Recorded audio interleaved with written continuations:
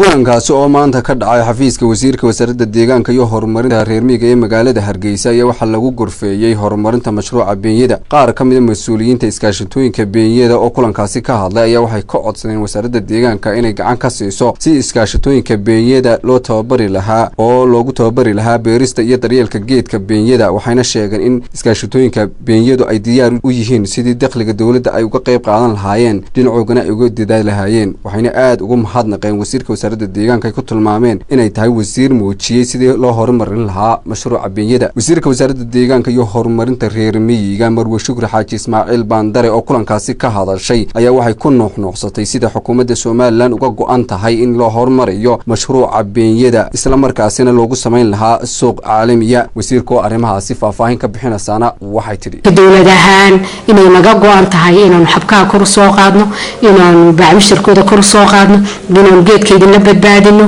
inaan ka dawladahan waxa laaliyo wixii aan idila qaban karayno ama hay'ad ha ahaadaan nala shaqeeya ama ka dawladahan ba anagu waxaan ku tar karayno ha ahaadee inaan maanta diyaar u nahay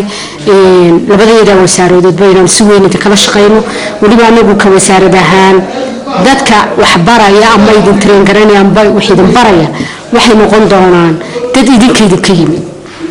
dad trainka idinsiinaya iyaga la train garanayo dad idinkeeda ka yimid noqon doonaan marka dad ku kalsoonaataan bay noqon doonaan dadka noo soo gudbisaan dad ugu kalsoonaan doono 18 tuulo ama ilaa